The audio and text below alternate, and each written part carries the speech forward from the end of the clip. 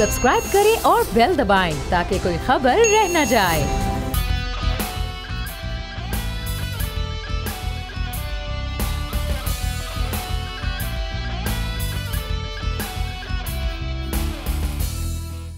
अस्सलाम वालेकुम नाज़रीन, प्रोग्राम में आपको कहेंगे खुशामदीद। मैं हूं महविश तबस्सुम और मेरे साथ मौजूद हैं बोल न्यूज़ के एडिटर इन चीफ नज़ीर लगारी साहब। नाज़रीन, मुल्क में कोरोना की जो सिचुएशन है वो इंतहाई तशवीशनाक होती जा रही है।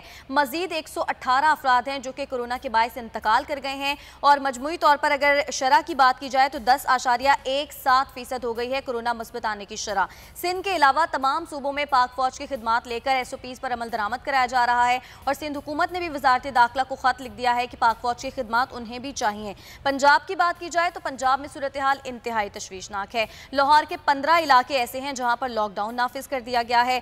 पड़ोसी मुल्क भारत की बात की जाए तो हमने अभी आपको कुछ मनाजिर भी दिखाए कि वहां पर तो सूरत हाल बिल्कुल ही बेकाबू हो चुकी है और मगरबी मीडिया की जानिब से यह दावा किया गया है कि मोदी सरकार की जानिब से जो केसेस की तादाद बताई जा रही है, जो हलाकतों की तादाद बताई जा रही है, एक्चुअल में वो इससे बहुत ज्यादा है क्योंकि केसेस और अमवात इससे भी बहुत ज्यादा है। ईरान ने भी पाकिस्तान और भारत की जो मुसाफिर परवाजें हैं उन पर पाबंदी लगा दी है। लगारी साहब, सिचुएशन बहुत ज़्यादा ख़राब होती जा रही है और माहिरीन ये कहते हैं कि भारत की जो हालात हैं वैसे ही पाकिस्तान में भी हो सकते हैं अगर हमने SOPs को फॉलो ना किया, एहतियात ना की। लेकिन हमारी अवाम अगर हम देखें तो अभी भी बिल्कुल एहतियात नहीं करी। मार्केट्स में जाकर देखा जाए तो ऐसा लग रहा है कोरोना है ही नहीं। मेरे ख्याल में लोगों का ये एक मसला है जो इस बात को समझ नहीं रहे हैं। ये भारत में हो चुका, उससे पहले जो है इटली में, फ्रांस में, स्पेन में, नीदरलैंड में, जर्मनी में, यूरोप के मगरबी यूरोप के ममालिक में, मशरक़ी यूरोप से भी ऐसी सूरत हाल अच्छी नहीं थी, लेकिन मगरबी यूरोप में एक तबाही मच गई थी। बरतानिया में क्या सूरत हाल थी, रिकवरीज जो हैं वो नीदरलैंड में सिरे से हो ही नहीं रही थी, लेकिन रिकवरीज जो लोग वो हो रहे थे, बीमारी से निकल रहे थे, उनकी तादाद नहीं बताई जाती, लेकिन सारे लोग निकल गए, अमवात हुई हैं। लेकिन अब यूरोप जो है उसने इसको कंट्रोल कर लिया है और अपने लोगों को SOPs के लिए कायल कर लिया है। हमारा जो साउथ एशियन कंट्रीज़ है वहाँ पर हालात बहुत ज़्यादा ख़राब हैं। हमने पहले पिछले साल हम कह रहे थे कि जी हमारी क्या हुआ, हमें तो मुसीबत आई है कि ईरान से 2 हमारे लोग आए और उनके बाद जो है ईरान से हमारे जन की वजह से हो गया। अब तो ईरान से ज़ायरीन नहीं आ रहे हैं।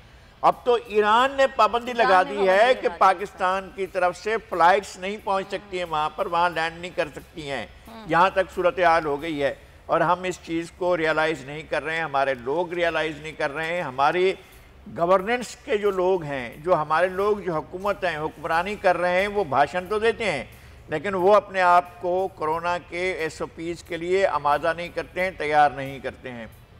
अच्छा, इवन मीडिया में भी हमारे यहाँ जिस तरह ख्याल किया जाता है, हमारे यहाँ पूरा SOP को फॉलो किया जाता है, लेकिन हम ये देखते हैं कि मीडिया वर्कर, जो फील्ड वर्कर्स हैं, जो काम कर रहे हैं फील्ड में, आबादियों में, लोगों में जाते हैं, उनको मुश्किलात का सामना है। फ्रंटलाइन डॉक्टर्स, अब एक और डॉक्टर का इंतकाल हुआ है, बहुत बड़ी कैजुअलिटी हुई है। हम समझते हैं कि अब मामला ज़्यादा संगीन, ज़्यादा ख़तरनाक होते जा रहे हैं। अगरचे बड़ी हद तक डॉक्टरों को वैक्सीन दी जा चुकी है, लेकिन तमाम डॉक्टरों को फिर भी नहीं दी जा सकी है, तो हमें उस तरफ भी देखना है और हमें सबसे ज़्यादा लोगों को कायल करना है। भाई खुदा के वास्ते यार देखें, मौत सर पर पहुंच चुकी है। इंडिया में लोग तेज़ी से, आपने ट्विटर पर कोई ट्वीट भी की हुई मैंने एक देखा है, एक खातून ने फेसबुक पर लिखा है कि हो सकता है कि आज सुबह ये जो मैं पोस्ट कर रही हूँ ये आखिरी पोस्ट हो। अच्छा। और ये मेरी आखिरी इस सोशल मीडिया के इस प्लेटफार्म पर ये मेरी आखिरी ट्वीट होगी और इसके बाद जो है वो शायद मैं ना बच सकूँ। और ये भी हो सकता है, ये इंडिया से थी, डॉक्टर मीशा, और उन्होंने ये भी बताया कि जी मौत तो बहरहाल आनी है और रूह जो है वो बाकी रहेगी। ये उसके अपने विजन था, अपना ख्याल था, लेकिन वो बच नहीं सकें और वो फेसबुक पर अपनी पोस्ट डालने के बाद वो डॉक्टर थी और दुनिया से चली गई हैं। मैं ये कहता हूँ कि ऐसे दर्द, ऐसे दुख बहुत ज़्यादा फैले हुए हैं।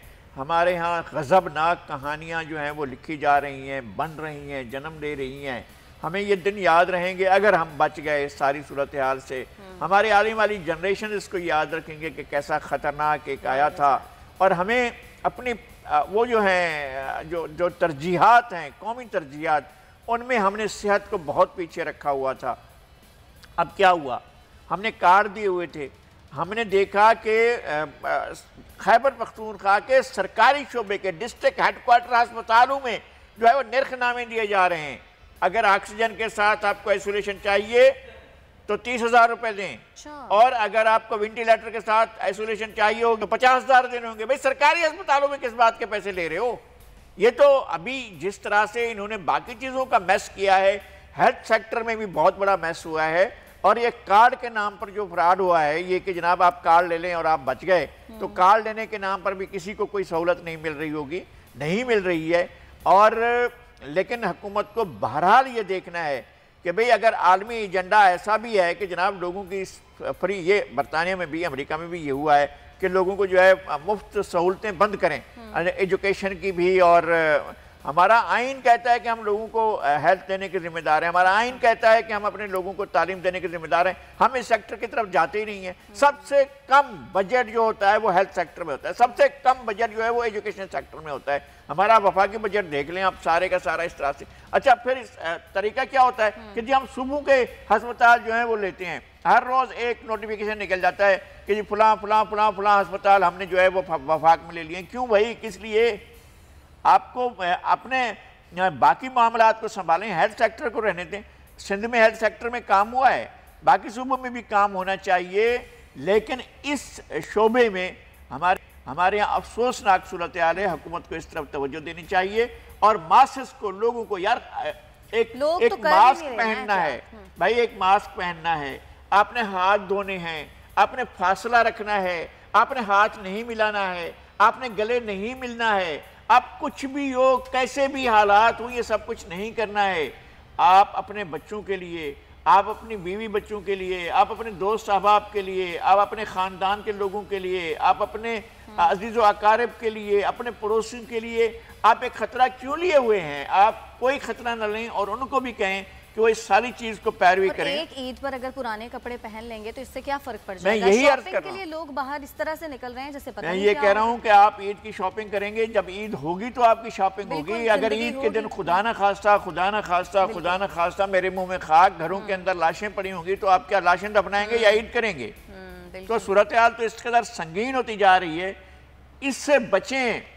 देखें, जिंदगी है तो सब कुछ होगा, ईदें भी आएंगी, अच्छे दिन भी आएंगे, वैक्सीन का सिलसिला चल रहा है, लेकिन हम जैसे गरीब मुल्कों के पास ये इस्तात नहीं है कि हम जो है सारी आबादी को एकदम लगाएं। एकदम तो अभी तक वालों को पूरी नहीं हुई है, तो 50+ वालों को पता नहीं कब शुरू होगी। मैं वही अर्ज कर रहा हूँ कि हमारे यहाँ तो ये एक बात है, लेकिन अमेरिका और बरतानिया, यूरोप के ममालिक भी अपनी पूरी आबादी को अभी तक वैक्सीन नहीं लगा सके हैं, और उनके पास वैक्सीन भी है, सहूलतें के बावजूद नहीं कर सकें। आपने कीमत लगा रखी है, लोगों के पास इतने पैसे हैं, महीने भर की कमाई में 2 अगर आती हैं आपके वैक्सीन करा सकते हैं लोग, तो फिर उनको क्या मिलेगा? फिर बाकी महीना क्या खाएंगे, बच्चों को क्या खिलाएंगे? तो आप इस तरफ तवज्जो दें, लोग खुद इस बात का ख्याल रखें। भाई आपकी ज़िंदगी सबसे ज़्यादा कीमती है, आपके बच्चों के लिए, आपके माँ बाप के लिए, आपके अजीज़ व अकारिब के लिए, आपके दोस्त अहबाब के लिए, सब के लिए आपकी ज़िंदगी बहुत अहम है। अपनी ज़िंदगी को बचाएं और उन तमाम SOPs पर अमल करें जिनके अमल करने से आप कोरोना से बच सकते हैं। कोरोना वाकई है और आपको रोज़ाना कोई ना कोई नुस्खे सोशल मीडिया पर आ रहे हैं, जी ऐसा करें, शहद में वो डाल दें, मक्खन डाल दें, मक्खन में शहद डाल दें, उसमें ये डाल दें। भाई अल्लाह के वास्ते यार इन चीज़ों पर भरोसा ना करें। ये सारी चीज़ें जो हैं आपको दिखाई जाती हैं, लोगों का शौक़ होता है, लोगों का एक टोटके होते हैं, टोने होते हैं, और मेरा ख्याल है कि ऐसा नहीं होना चाहिए। हुकूमत ने तो अपनी जो जिम्मेदारी SOPs पर अमल दरामद कराने की वो पाक फौज पे डाल दी। कल भी हम बात कर रहे थे, तो क्या हुकूमत को ये पता है कि हुकूमत फेल हो गई है, SOPs पर खुद अमल नहीं करा सकती सिविल इंतजामिया, इसीलिए पाक फौज की मदद ली जा रही? नहीं, मैं कह रहा हूँ कौन सा ऐसा शोबा है जिसमें ये अपनी मदद कर सकते हैं, या सिविलियन शोबे को इतनी इस्तात है कि उसके पास इतना काम करने की सलाहियत है। एक तो ये है कि सिविलियन शोबे को इतना मौका ही नहीं मिला है, या आमरियतों के दौर रहे हैं, या शेडोज में रहे, तो इस वजह से उनके साथ काम करने के मसाइल थे। फिर नाअहल थी लीडरशिप। ये नहीं है कि सिर्फ ये नाअहल थे, हमारे माजी में भी बड़े नाअहल हुक्मरान आए हैं और उन्होंने भी किया। और फिर क्या हुआ, सैलाब आए, चलो जी पाक फौज को बुलाओ, तूफान आ गया, चलो भाई पाक फौज को बुलाओ, आंधी आ गई, चलो भाई पाक फौज को बुलाओ। भाई पाक फौज एक सिक्योरिटी इदारा है, उसने सिक्योरिटी की जिम्मेदारियां अंजाम देनी है। आप उनको भेज रहे हैं वहां पर कि जहां हजूम में लोग कोरोना के मामले फिर रहे हैं, आप उनके पास भेज रहे हैं। आप ऐसा ना, आप लोगों को खुद जिनकी जान है, जिनकी जिंदगी है, उनको ख्याल करना है सबसे ज्यादा। टाइगर फोर्स भी तो बनी थी ना, वो कहाँ है? टाइगर फोर्स तो टाइगर थी और उसके साथ एक चीज लगी हुई थी, टाइम फिश, वो फिश हो गई। अच्छा, मगरबी मीडिया ने भारत के बारे में ये दावा किया है कि मोदी सरकार जितने केसेस बता रही है, जितनी अमवात बता रही है, असल में बहुत ज्यादा है तादाद उससे। मैं कह रहा हूँ कि एक तो ब्राज़ील से, बरतानिया से, अमेरिका से बड़ी आबादी का आना जाना रहा है, और ख़ास तौर पर बरतानिया, अब तो बरतानिया में कम हो गया है, ब्राज़ील में ज़्यादा रहा है। ब्राज़ील से, और जो वायरस है वो बहुत दूसरे किस्म का है। अच्छा, ये वायरस जब जाता था तो फैलता था, ये बरतानिया वाला वायरस, ये ब्राज़ील वाला जाता था तो वो फैलता था। अब ये दोनों मिल गए, एक और वायरस वजूद में आ चुका है इंडिया के अंदर, और इंडिया में जो है वायरस का फैलाव बहुत तेज़ी से हो रहा है और हुकूमत उसको कंट्रोल नहीं कर पा रही है। और हुकूमत का काम शुरू दिन से झूठ बोलना है। मोदी हुकूमत का बुनियादी काम, बुनियादी जिम्मेदारी, ज़्यादा से ज़्यादा हर हुकूमत में एक गोएबल बैठा होता है, वो झूठ बोलता रहता है। यानी हिटलर जो है वो गुम हो चुका है, वो बैठकर वो करता है। यहाँ पर इराक में हमने देखा था, सईद साहब बैठा हुआ था और सद्दाम का महल कब्जा हो चुका था, टूट फूट चुका था, और वहाँ से वो कहते नहीं सद्दाम बिल्कुल खैरियत से है। अमरीकी तो हिम्मत ही नहीं कर सकते कि महल के करीब, महल गिर गया था, और अमरीकी हिम्मत ही नहीं कर सकते सदारती महल के करीब पहुँच सके, उनकी अब ऐसी काबिलियत ही नहीं है, और वो हो चुके थे। अब हमारे यहाँ सारे गोएबल बैठे होते हैं, वो भाई बिल्कुल मोदी ने सब कुछ कर लिया और इधर इमरान खान ने सब कुछ कर लिया, मुल्क फतह कर लिया। वो भाई कुछ भी नहीं किया है यार। बहुत से मसाइल हैं अब भी मुल्क को, और ख़ास तौर पर ये कोरोना से निपटने का लोगों, पाकिस्तान के शहरियों, मेरे भाइयों बहनों बच्चों, अल्लाह के वास्ते अपने आप को बचाओ और पूरी की पूरी आप इस बात का ख्याल करें कि SOPs पर अमल करें।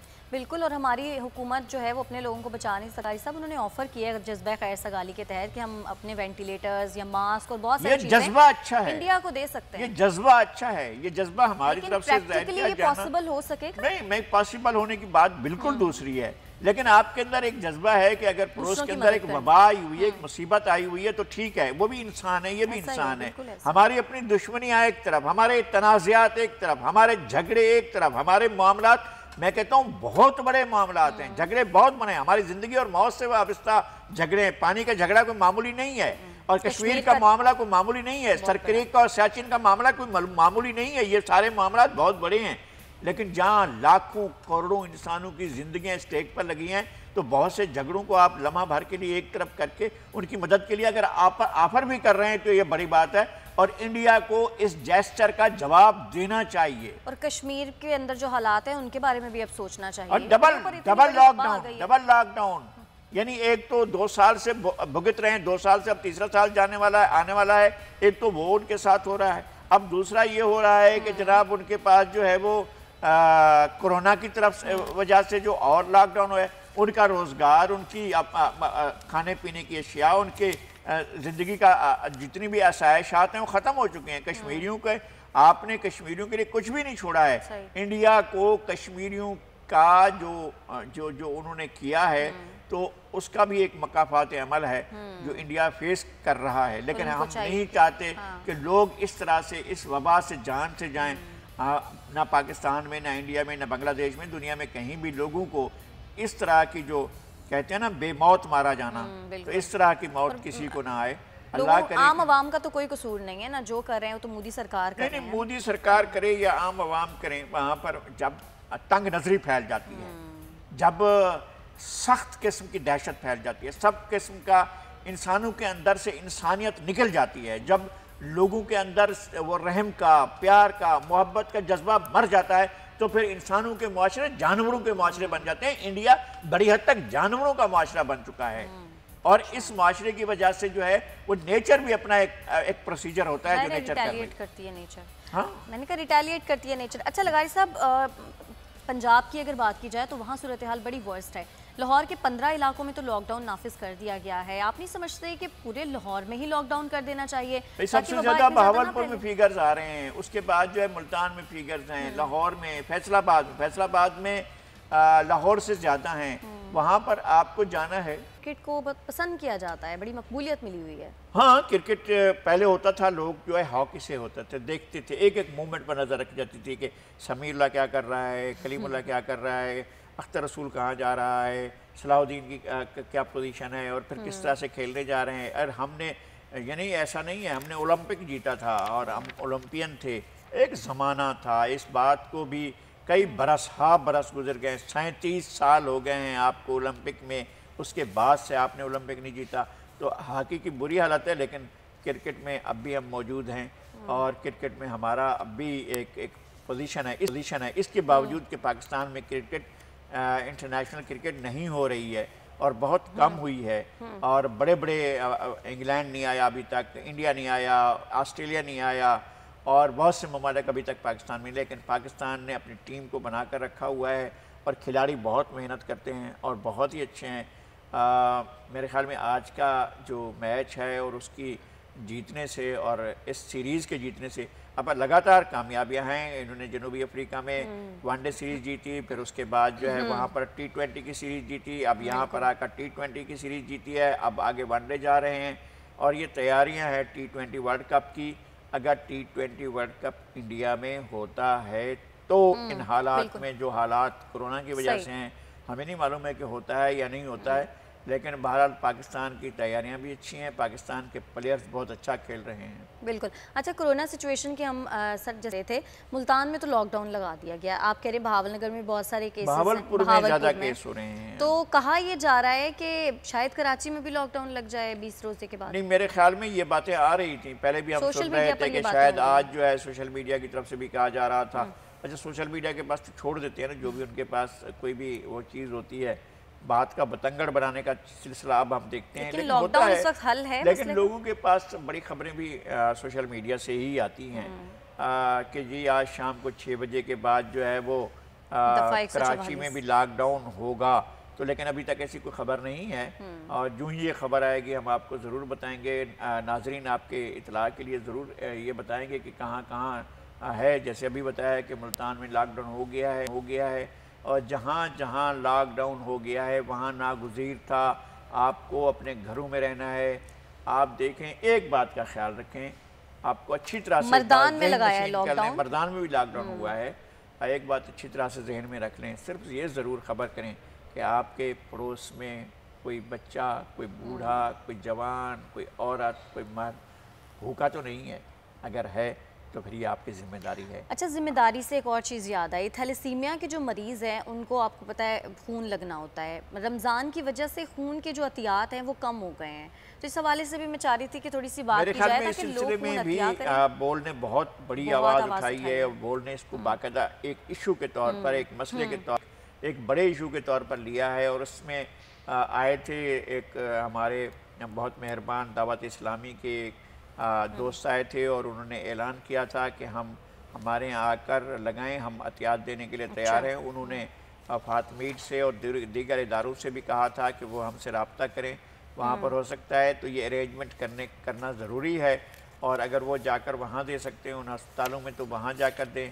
SOPs का ख्याल करते हुए, आप हर तरफ देखते हुए अच्छी तरह से आप लोगों से खून की एहतियात वसूल करें। और लोग, नौजवान, देखें आपकी उम्र अगर 40 साल से कम है और अगर आप जो है वो 18, 19, 20 साल की उम्र से हैं तो फिर आपके लिए कोई मसला नहीं है। आप हफ्ते में, महीने में कम से कम 2 बार जो है आप ब्लड दे सकते हैं। बिल्कुल। अच्छा, मैं ये कह रही थी लगारी साहब कि हमारे यहाँ ये रुझान बड़ा कम है खून डोनेट करने वाला, मतलब नॉर्मली लोग खून डोनेट करते नहीं अनटिल और अनलेस किसी के कोई फैमिली मेंबर को ज़रूरत ना हो। तो इस रुझान को आगे बढ़ाने के लिए क्या करना चाहिए कि लोग नॉर्मली अपना खून अतिया करें? महसूस करना चाहिए। मुझे याद है आज से 20-25 साल पहले एक फ़ोन आया था, दफ्तर में बैठा हुआ था और वो मीडिया के दफ्तर से ये समझते हैं लोग कि जनाब ये कुछ मदद कर सकते हैं। तो उन्होंने कहा कि हमें वाइट सेल्स चाहिए, खातून का फ़ोन था। अच्छा। कि वाइट सेल चाहिए, उनके भाई की तबीयत बहुत ख़राब है और उनके वाइट सेल जो हैं वो बहुत कम हो गए हैं।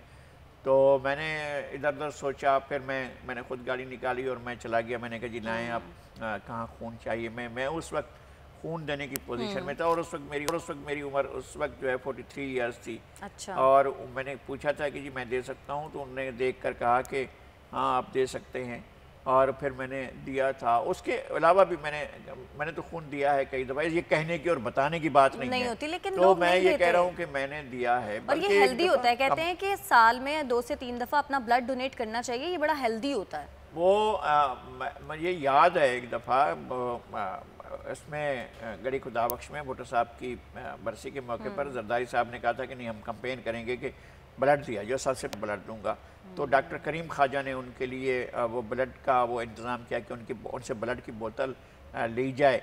और उस वक्त उनकी उम्र भी ऐसा नहीं है कि बहुत वो थी, मैंने तकरीबन उस वक्त उनकी 55-56 बरस की उम्र थी, लेकिन फिर भी उन्होंने खून दिया था और खून की बोतल दी थी।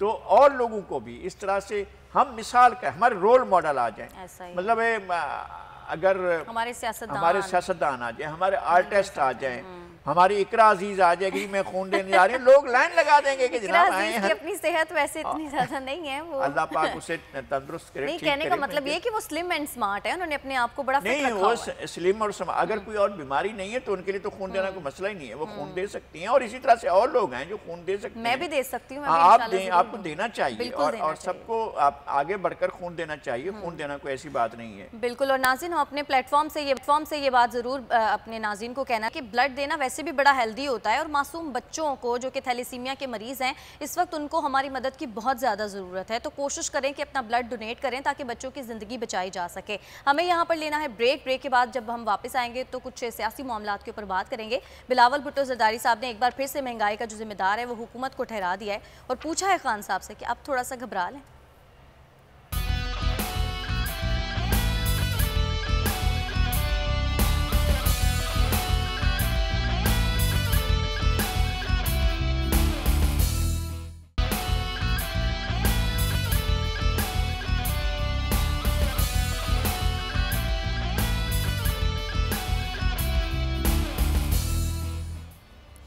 वेलकम बैक नाज़रीन। चेयरमैन पीपल्स पार्टी बिलावल भुट्टो जरदारी ने मुल्क में महंगाई का जिम्मेदार एक बार फिर इमरान खान साहब को ठहरा दिया है। सवाल किया है कि वज़ीर आज़म साहब, मुल्क में महंगाई की सतह बुलंद तरीन हो रही है, क्या अब थोड़ा सा घबरा लें? साथ साथ उन्होंने ये भी कहा है लगारी साहब कि लंगर खाने खोलने से गुर्बत ख़त्म नहीं होगी, आपको कुछ करके दिखाना होगा।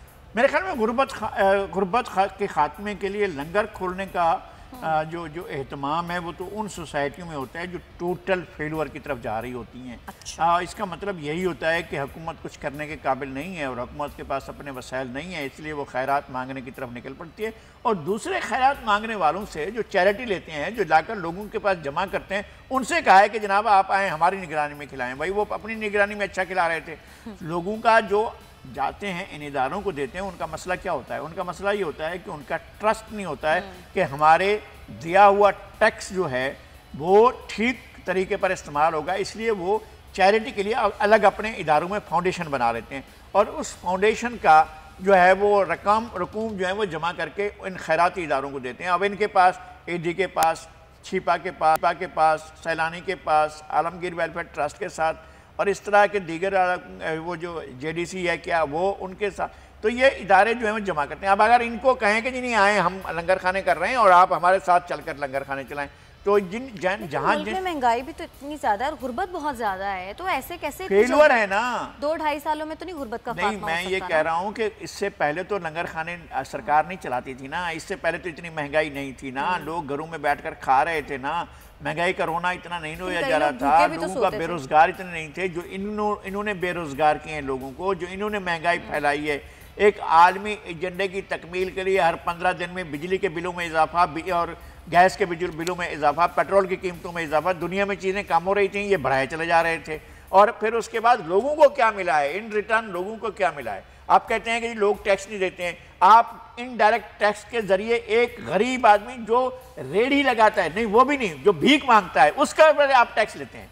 यानी क्या पता है आपका अंदाजा नहीं है कि जो शख्स चौक पर खड़ा होकर भीख मांग रहा है, जो बच्चा भीख मांग रहा है, वो एक रोटी पर, एक निवाले पर, सालन एक सालन के एक जो वो नवाला ले रहा है उसके ऊपर वो टैक्स दे रहा है। एक आदमी टैक्स दे रहा है और कहते हैं पाकिस्तानी टैक्स नहीं देते। आप जबरन टैक्स ले रहे हैं, एक चीज पर टैक्स ले रहे हैं और फिर कहते हैं कि लोग अपना हिसाब नहीं देते। भैया हुकूमतें अपना बताएं कि खर्च जो कर रहे हैं आप किस हिसाब से खर्च कर रहे हैं। ये 2000 अरब या 3000 अरब या 4000 अरब के आप कहते हैं। एक तो मुझे इनके आदाद शुमार जब 1000 अरब कहना शुरू किया, 100 अरब का एक खरब होता था। अब इनका खरब जो है पता नहीं कितने हज़ार अरब का होता है, मुझे नहीं मालूम। ये अब से इन्होंने ये तरीका अख्तियार किया। और फिर ये कि ये कर्जे लेते हैं, ये डोमेस्टिक बोरोइंग करते हैं, ये गैर मुल्की इदारों से कर्जे लेते हैं। जाते कहाँ हैं यार? आप कुछ ना कुछ ये तो बताएं पाकिस्तान के लोगों को। लोगों पर महंगाई डालकर उनसे भी आप पैसा छीनते हैं। आपके इनडायरेक्ट टैक्सेस भी होते हैं, डायरेक्ट टैक्सेस तो आप करते नहीं हैं। डायरेक्ट टैक्सेस करेंगे तो पता चलेगा कि पाकिस्तान के लोग सबसे ज़्यादा टैक्स दे रहे हैं। आप इनडायरेक्ट टैक्सिंग करते हैं ताकि लोगों को बताएं। अच्छा, उसमें घपड़े का चांस ज़्यादा होता है। ये जो महकमे वसूल करते हैं टैक्स को, जहाँ जहाँ भी वसूल करते हैं, वो उसके लोग जो हैं वो क्या पुलिस के अंदर या क्या सियासत लोगों के अंदर, किन लोगों के अंदर जो करप्शन होती है उसका तो कोई हिसाब होता होगा। लेकिन जो लोग ये टैक्स वसूल करते हैं, इनके पास क्या क्या चीज़ें होती हैं, किस किस तरह की चीज़ें होती हैं, और वहाँ खामखा ये चीज़ें इतनी मुश्किल रखी जाती हैं कि लोग जाकर वो प्रॉपरली डायरेक्ट टैक्स में जा नहीं सकते हैं नेट में। सही। तो हुकूमत को इन चीज़ों को देना चाहिए और अपने अखराजात पर भी काबू पाना चाहिए, वरना फिर हमें घबराने देना चाहिए। हाँ, फिर इजाज़त दें हमें भाई, हम घबरा खान साहब हम घबरा लें। बिल्कुल। अच्छा सर, एक अच्छी खबर है, वज़ीर आज़म इमरान खान कल जनूबी पंजाब सेक्रेटेरिएट का बाज़ाब्ता संगे बुनियाद रखेंगे, तरक्याती पैकेज का ऐलान भी करेंगे। बहुत मेहरबानी जनाब वज़ीर आज़म इमरान खान साहब। एक तकरीबन मेरे ख्याल में कि ये 60-65 साल का अरसा लगा शुमाल मगरबी सरहदी सूबा का नाम खैबर पख्तूनख्वा रखने में। ये जनूबी पंजाब क्या होता है, शुमाली सिंध ये क्या होता है भाई? आप उसका नाम डायरेक्ट लोग सराइकी सूबा मांग रहे हैं, सराइकी सूबा दें। अच्छा। फिर सराइकी सूबे के अंदर 23 अजला हैं, आप 23 अजला का सूबा दें। उसमें डेरा इस्माइल खान डिवीज़न है, उसके अंदर साहिवाल डिवीज़न है, उसके अंदर सरगोदा डिवीज़न है। इनको आप छोड़ कर और आप मुल्तान, डेरा गाजी खान और बावलपुर डिवीज़न, अब वो ये तो पहले ज़िले हुआ करते थे, यानी डेरा गाजी खान भी एक ज़िला था बावलपुर का, उसका मुल्तान का। अच्छा। और मुजफ्फरगढ़ भी ज़िला होता था, और लिया तो तहसील होती थी। और इस तरह से ये ज़िले आ गए, आपने इनको ज़िले बना लिया। और उसके बाद जो है आप 9 ज़िले थमा कर कह रहे हैं कि ये लोग, आप अपना वज़ीर आज़म भी सराइकी हैं और वज़ीर आज़म अपना ज़िला भी छोड़ रहे हैं। और जो लोग दोनों कौमी असम्बली के मेम्बरान बक्कर के वो मांग रहे हैं, चीख चीख कर मांग रहे हैं, वो मस्ती खेल भी मांग रहे हैं और डॉक्टर अफजल डांडला भी मांग रहे हैं, लेकिन उनको नहीं शामिल कर रहे हैं। मैं आपसे ये अर्ज़ करता हूँ कि 23 अजला हैं, उन 23 अजला को आप शामिल करें और उसका नाम सराइकी सूबा रख लें। कोई क़यामत नहीं आएगी। अगर क़यामत आती है, टूटती है, तो मुझे बता दीजिएगा, मैं हम सब मिलकर उस क़यामत को रोक लेंगे। नहीं ऐसी कोई क़यामत आएगी। मसला क्या है, नाम क्यों नहीं रख रहे हैं सराइकी? ये माइंड सेट है हमारी ब्यूरोक्रेसी का, हमारे जो इदारे हैं उनका ये माइंड सेट है कि भाई इससे, भाई पंजाब की वजह से क्या कोई पंजाबी नैरो नेशनलिज्म आया है? सिंध की वजह से कभी कोई मुझे ये बता दें कि जिन्होंने नेशनलिज्म के करीब से भी गुजरे हों, उन्होंने जाकर को हम वो बड़ी बड़ी सीटें हासिल कर ली। एक ट्राइबल सिस्टम के अंदर ट्राइबल लोग कामयाबी हासिल करते हैं बलूचिस्तान में, तो कहते हैं जी बलोच नेशनलिज्म जीत रही है। बलोच नेशनलिज्म में नहीं है भाई, ये ट्राइबलिज्म जो है वो इलेक्शन जीतता है। इसी तरह से खैबर पख्तूनख्वा में भी यही है कि वहाँ ट्राइबल सोसाइटी है, ट्राइबल्स के चीफ्स ही आ जाते हैं इलेक्शन जीत कर। आपको इससे खौफ होता है? कोई ऐसा पाकिस्तान के अंदर ऐसी नैरो माइंडेड नेशनलिज्म का उनसर नहीं है जो पाकिस्तान के लिए, रियासत के लिए, रियासत के इदारों के लिए कोई खतरा हो। आप लोगों को डिलीवर करना चाहते हैं, खुश दिली से, नेक नियति से, ईमानदारी से डिलीवर करें। वो सराइकी सूबा मांग रहे हैं, आप कहते हैं कि जी हम आपको जनूबी पंजाब देते हैं। बहरहाल आप सेक्रेटेरिएट का इफ्तिताह कर रहे हैं, कल के लिए तो शायद आपके लिए मुमकिन है कि नहीं है कि आप उस सेक्रेटेरिएट के नाम के ऊपर जनूबी पंजाब का लफ्ज़ ना लिखें, आप सराइकी लफ्ज़ लिखें। अगर आपके लिए मुमकिन है, और पता नहीं कौन इजाज़त देगा आपको, कहाँ से आप मालूम करेंगे, कौन आपको, ये पता नहीं इस्तिलाह कहाँ से है, जनूबी पंजाब का लफ्ज़ कहाँ से आया हमें पता नहीं है। भाई आप पंजाब के अंदर था, पंजाब में से आप निकाल कर एक अलग सूबा बना रहे हैं। वो लोग कह रहे हैं कि जी हमारे सूबे का नाम सराइकी सूबा रख दें। उस्मान बुज़दार साहब को भी तो थोड़ा स्टैंड लेना चाहिए। जी ज़रूर लेना चाहिए। उस्मान बुज़दार साहब को कल सराइकी में बातचीत कर रहे थे वो, और लगता था हाँ वहाँ डेरा गाजी खान में जो है सराइकी में गुफ्तगू कर रहे थे, बातचीत कर रहे थे, तो लग रहा था कि जी उन्हें सराइकी अच्छी आती है और वो बोलते भी हैं। मैं तो बलोची भी बोलते हैं, जैसे हम बलोची भी बोलते हैं, सराइकी भी बोलते हैं, सिंधी भी बोलते हैं। तो ये नहीं, ये जो है वो इस इलाके की वजह से है। लेकिन ये एक बेहतर होगा कि आप उसको सराइकी सूबे का नाम दें और उनके जो आप खैबर पख्तूनख्वा असम्बली में करारदाद पास करवाएं, वहाँ से डेरा इस्माइल खान और टांक को निकाल कर उसको भी इस सूबे में शामिल करें। आपका तारीख में नाम हो जाएगा। अगर ये करते हैं आप 9 ज़िले तो शायद लोगों को भी ना हो, और फिर ये कि एक और चीज़ है जिसकी तरफ ध्यान दिलाना ज़रूरी है, वो ये है कि सिलेबस में खैबर पख्तूनख्वा में बाउंड्रीज नहीं है। खैबर पख्तूनख्वा में सराइकी पढ़ाई जा रही है। अब पहली, दूसरी, तीसरी यानी किताबें बाकायदा छपी हुई हैं, पढ़ाई जाती हैं। पंजाब के अंदर जो है वो इन 9 अजला के अंदर तो आपने सराइकी को नाफिज किया हुआ है कि जी सराइकी पढ़ें, लेकिन बाहर जो जितने सराइकी अजला हैं उनमें भी नहीं है इसकी इजाज़त के वो सराइकी 18 अजला में छोड़ी हुई है इन्होंने कि सराइकी नहीं पढ़ाएंगे। वहाँ तो क्या फिर क्या पढ़ाएंगे आप, किस तरह से लोगों का जो है आप नस्ल तब्दील करेंगे कि जनाब हम इस तरह से फिर लोग घर में सराइकी बोलेंगे और बोलते हैं, जाहिर है, लेकिन आप पढ़ाई के लिए तो उनको मौका देना, मादरी ज़ुबान में तालीम देने का हक है। बिल्कुल। अच्छा लगाई साहब, वज़ीर आज़म इमरान खान ने रोशन डिजिटल अकाउंट से मुतालिक समंदर पार पाकिस्तानियों को शुक्रिया अदा किया है। उन्होंने कहा है कि $1 अरब से ज़्यादा फंड्स मौसूल हुए हैं। ये बहुत बड़ी बात है और पाकिस्तान के लिए एक अच्छी, हमारे जो बैरूनी ममालिक लोग रह रहे हैं वो किस तरह से जमा करते हैं, किस तरह से कमाते हैं और किस तरह से अपने वतन भेजते हैं। हमें इस चीज़ का, मैंने ख़ुद जाकर देखा है मुख्तलिफ़ मुल्कों में, यूरोप में, कि लोगों को अपने वतन के साथ इतनी मोहब्बत है जिसका आप अंदाज़ा नहीं कर सकते। और मैं हैरान हूँ इस बात पर कि वो इन सियासी जमातों के साथ जो उनकी वाबस्तगी है, वो यहाँ पर मौजूद लोग, इतने PTI के लोग जो हैं वो पाकिस्तान में जो हैं लोग, वो इतने अपनी पार्टी के साथ बड़े बड़े ज़बरदस्त किस्म के वो लायल नहीं होंगे जितना बैरून मुल्क पाकिस्तानी जो रहते हैं, जो PTI के साथ, जो पीपल्स पार्टी के साथ हैं, जो नून लीग के साथ हैं। और चौधरी शुजात हुसैन की बहुत बड़ी फॉलोइंग है भाई। आप बहुत यूरोप में चले जाएँ, सऊदी अरब में चले जाएँ, अरब ममालिक में चले जाएँ, वैसे तो हर जगह पर आपको 2 चीज़ें मिल जाएंगी, एक गुजरात और एक मंडी बहाउद्दीन के लोग मिल जाएंगे। वो आप कहीं भी जाएँ आपको पाकिस्तानी हर जगह मिलेंगे, और जो मिलेंगे उनमें से गुजरात के और मंडी बहाउद्दीन के भी होंगे। और चौधरी शुजात हुसैन साहब का भी बड़ा एहतराम है, इमरान खान साहब की बड़ी इज़्ज़त है, मौलाना ताहिर कादरी की वो इतनी ज़्यादा इज़्ज़त है, उनके मराकज़ इतने ज़बरदस्त बने हुए हैं पूरे यूरोप के अंदर। और पीपल्स पार्टी के लोग बहुत हैं और बहुत उनकी इज़्ज़त है। तो पाकिस्तानियों ने ये किया है ना कि आपको बहुत मुश्किल वक्त में उन्होंने आपको फराहम किए हैं, आपके पास रकम आ गई हैं, रुकूम आ गए, $1 अरब आ गए हैं एक ऐसे मुश्किल वक्त में जब आपको $1 डॉलर की ज़रूरत है।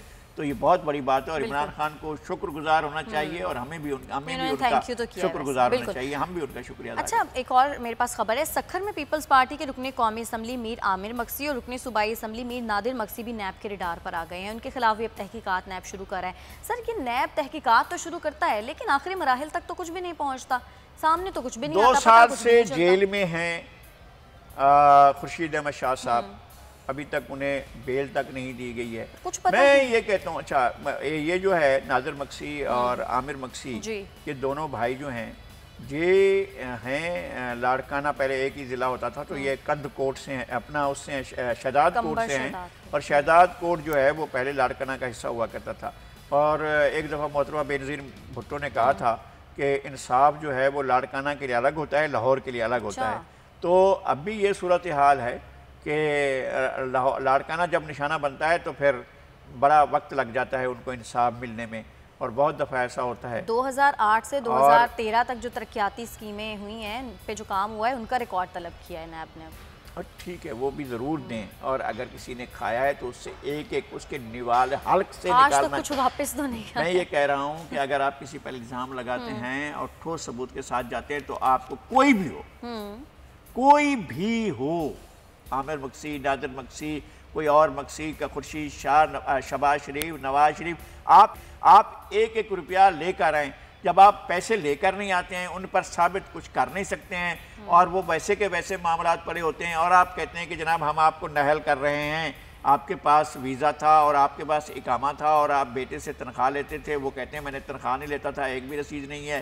तो अगर इन चीज़ों पर आप नहल करेंगे और सज़ाएँ भी देंगे, तो फिर तो आपका मामला बहुत, मनी ट्रेल अभी तक किसी चीज़ की नहीं मिली है। तो जब मनी ट्रेल नहीं हो गया आपके पास, तो कैसे साबित करेंगे? मैं कहता हूँ कि आप ठोस सबूत के साथ आएँ और फिर आप जो सज़ा देना चाहते थे, एक गैर जानिबदाराना, एक क्रॉस द बोर्ड एहतसाब जो है वो सब पाकिस्तानियों की ख्वाहिश है। लेकिन अगर इस तरह के मुहतसिब जैसे इदारों से या नैब जैसे इदारों से आप एहतसाब कराएंगे, पहले तो इनका हिसाब होना चाहिए, फिर आप फिर किसी और का होना चाहिए। दूसरी तरफ से। अच्छा, वज़ीर ख़ारजा महमूद कुरैशी साहब ने यूएई के ज़रिए भारत से किसी भी किस्म के मुज़ाकरात की तरदीद कर दी है। बातें ये की जा रही थी ना कि शायद मुज़ाकरात हो रहे हैं, कोई बात हुई है, यूएई में मुलाकात हुई है, लेकिन अब शाह महमूद कुरैशी साहब ने इस बात की तरदीद कर दी है। हाँ ठीक है, अगर हो भी रहे होंगे तो हमें कौन बताएगा। पहली बात यह है कि ट्रैक टू डिप्लोमेसी जो है वो हमेशा पसे पर्दा होती है। और मुझे नहीं मालूम कि पाकिस्तान में और भारत में पसे पर्दा कोई राब्ते हैं, और अगर राब्ते हैं कहीं तो हम कह सकते हैं कि यकीनन राब्ते हैं पिछले कई महीनों से। जो एक अपना आपका जो वो है कंट्रोल लाइन जो है उसके ऊपर जो वाक़यात हैं वो तकरीबन ना होने के बराबर हैं। इसका मतलब ये है कि एक हद तक दोनों मुल्कों ने ये तय किया है कि इस तरह की चीज़ें नहीं करनी हैं। और पाकिस्तान की तरफ से होता ही नहीं था, इंडिया की तरफ से होता था। हमारे लोग मारे जाते थे, बच्चे स्कूल जा रहे होते थे, औरतें भैंसें चराने जा रही होती, अपना मवेशी लेकर जा रही होती थी, बकरियां भेड़ लाकर जा रही होती थी, या घास काट रही होती थी। मालूम है एक बम आया गुमनाम और उनको शहीद करके चला गया। तो ये होता था, अब वो नहीं हो रहा है। अगर इसको और बढ़ाया जा सकता है, और अगर किसी भी सतह पर, वजारत खारजा की सतह पर, नहीं तो वजारत दाखिला की सतह पर, नहीं तो किसी और, हमारे वाटर कमिश्नर भी तो गए थे दिल्ली, तो ऑन द रिकॉर्ड भी तो मुलाकातें हो रही हैं ना। ये किसी ना किसी सतह पर रब्ता था। जब आपके वाटर कमिश्नर वहाँ जाते हैं इंडस वाटर ट्रीटी के लिए वहाँ मुलाकात करने के लिए जाते हैं, तो आपके पास ये मौका होता है, आपके पास कोई खिड़की खुलती है जिससे आपको हवा आती है, फिर आप उसके बाद बैठकर एक बात करते हैं, वहाँ से बात चली जाती है, फिर वहाँ से कोई बात आती है। तो इस तरह की चीज़ें होती रहती हैं, और पहले ज़्यादा थी, पीपल टू पीपल कांटेक्ट थे। हमने बैठकर बहुत बातें की हैं इंडिया के लोगों के साथ, सहाफ़ियों के साथ। साउथ एशियन एडिटर्स फोरम बना था, और बहुत पहले, कोई आज से 20-25 साल पहले, और हम उसके बानी मेंबरान थे। और ये मालदीव ने साउथ एशियन एडिटर फोरम बनाया था, और वो एक अरसे तक चलता रहा है। और मीडिया के लोगों के एक दूसरे के से राब्ते थे। Delhi press club, Bombay press club, Calcutta press club के लोग यहाँ आते थे, कराची प्रेस क्लब में, कराची प्रेस क्लब के लोग वहाँ जाते थे, और लाहौर प्रेस क्लब के वहाँ से राब्ते थे दिल्ली प्रेस क्लब से, और यहाँ पर होते थे। तो हमारे मीडिया के लोगों के एक दूसरे के साथ राब्ते हुआ करते थे। अब वो राब्ते कम हो गए हैं, और वो इस तरह की चीज़ नहीं है। मैं फिर ये कहता हूँ कि दोनों रियासतों को मसाइल को आइडेंटिफाई कर लेना चाहिए कि ये मसाइल हैं हल तलब, इनको हल करना है, और उसके बाद अपने ताल्लुकात को मामूल पर लाने के लिए कोशिश करें। देखिए, बेशुमार लोगों के करीबी अजीज़ रिश्तेदार वहाँ पर रहते हैं, उनके यहाँ पर रहते हैं, लोगों के बाहमी रिश्तेदारियाँ हैं, ताल्लुक़ हैं, उनको भी आप मेंटेन रखना होता है। बहुत से लोग हैं जो यहाँ से जाना चाहते हैं कि हज़रत ख्वाजा निज़ामुद्दीन औलिया के दरगाह पर जाएँ, हज़रत मोइनुद्दीन चिश्ती की दरगाह पर जाएँ। वहाँ से बहुत से लोग हैं जो गुरुद्वारा आना चाहते हैं, जो पंजा साहिब आना चाहते हैं, जो जन्म स्थान आना चाहते हैं बाबा गुरु नानक की, जो करतारपुर आना चाहते हैं। तो आपको भी उन लोगों को सहूलतें देनी है। यहाँ पर बहुत से लोग हैं जो हिंगलाज में आना चाहते हैं। ये हिंगलाज जो है, ताल्लुकात बेहतर होने बड़े ज़रूरी है। ताल्लुकात बेहतर होना ज़रूरी है लोगों के। एक हमारे पाकिस्तान के मुआशी मफादात, सिर्फ ये ना हो कि हम चुंगी वसूल करने के लिए खड़े हों, जी आप अपने ट्रैफिक यहाँ से ले जाएँ और हमारा जो है यहाँ से गुजार कर ले जाएँ और जाकर सेंट्रल एशिया में धंधा करें, और हमें सिर्फ चुंगी के 5 रुपए देकर आगे बढ़ जाएँ। तो ये नहीं होना चाहिए। पाकिस्तान को अपने सही है, जो जोग्राफियाई कमाल हासिल है, जो जोग्राफियाई स्ट्रेटेजिक डेप्थ हासिल है, जो जोग्राफियाई बड़ी बहुत आलीशान चीज़ हासिल है, उसका फ़ायदा उठाना चाहिए, उसको बेचना नहीं चाहिए। बिल्कुल। अच्छा लगाई साहब, अमेरिका के शहर न्यूयॉर्क में 17 मार्च को एक वाक़या पेश आया था। पाकिस्तानी एक तालिबा हैं, उसके ऊपर कोई लड़का तेज़ाब फेंक कर चला गया था, उनका चेहरा बहुत बुरी तरह झुलस गया था। अभी तक उसको गिरफ्तार नहीं किया जा सका। अमेरिका जैसे बड़े मुल्क में भी अभी तक एक ऐसे इंसान को गिरफ्तार नहीं किया जा सका जो खुलेआम तेज़ाब फेंक कर चला गया। देखें, ये अमेरिका, ये एक ज़माना था कि जब कहा जाता था कि अमेरिका, यूरोप, यहाँ पर रूल ऑफ द लॉ होता है, कानून की हुक्मरानी होती है। अब आप देखते हैं, हमने कभी नहीं सुना था कि अमेरिका में अब टीयर गैस फेंकी जा रही है, अब वाटर कैनन फेंके जा रहे हैं, अब आंसू गैस फेंकी जा रही है, अब कर्फ्यू लगाया जा रहा है। अमेरिकी शहरों में, सूबों में कर्फ्यू लगना जो है, ये हमारे लिए एक बहुत बड़ी खबर है, जो हमने पिछली अपनी ज़िंदगी के निस्फ सदी से ज़्यादा अरसे पर कभी भी इस तरह की बातें नहीं सुनी थी। यूरोप में इस तरह होता है। मैंने खुद बताया था कि एक दफ़ा तो हमें जो है वो हम गाड़ी खड़ी करके गए, वापस लुट चुके थे और सारा उस सामान निकाल कर ले गए थे। मेरे बच्चों की बहुत सी चीज़ें थी जो उसमें चली गई थी, उनके इम्तिहान देने के वक्त था, और उनके कंप्यूटर वगैरह, उनके जो वो क्या लैपटॉप वगैरह सब वो चोरी करके चले गए थे। तो जब आप कहीं भी दुनिया में पाकिस्तान में या अफ्रीका में या दुनिया के किसी मुल्क में लाकानूनियत की सरपरस्ती कर रहे होते हैं और पीछे से डोरे हिला रहे होते हैं, तो फिर आप नेचर आपके साथ इंसाफ करने के लिए खुद मौजूद। हमारी बच्ची थी, उसके ऊपर तेजाब फेंका गया, उस बच्ची की जिंदगी को उसने बर्बाद कर दिया और अब तक गिरफ्तार नहीं हुआ है। तो ऐसे बहुत से अमरीकी भी हैं जो मारे जा चुके हैं और जिनके कातिल गिरफ्तार नहीं हुए हैं। ऐसे यूरोपीय भी बहुत से हैं। जब इसको धंधा बनाया गया है ना, जब कत्ले आम को धंधा बनाया गया, जब दहशतगर्दी को धंधा बनाया गया, जब लाकानूनियत को धंधा बनाया गया, धंधा कारोबार ये अमीर मुल्कों का कारोबार बना के लोगों में खौफ फैलाओ, इसको बेचो, लोगों में डर फैलाओ, इसको बेचो, लोगों के अंदर जो है अदम तहफ़्फ़ुज़ फैलाओ, इसको बेचो, लोगों के अंदर खौफ फैलाओ, इसको बेचो। सब ये चीज़ें बिक रही हैं, तो ये उसको पे बैक ये होगा कि उनके अपनी सोसाइटीज़ में सब कुछ होने लगे। बिल्कुल ठीक है, बहुत शुक्रिया लगारी साहब आज के लिए आपका। और नाज़रीन से इतना ही, अब अगले हफ्ते आपकी खिदमत में हाजिर होंगे। तब तक के लिए हमें इजाज़त दीजिएगा, अपना बहुत ख्याल रखिएगा। अल्लाह निगहबान।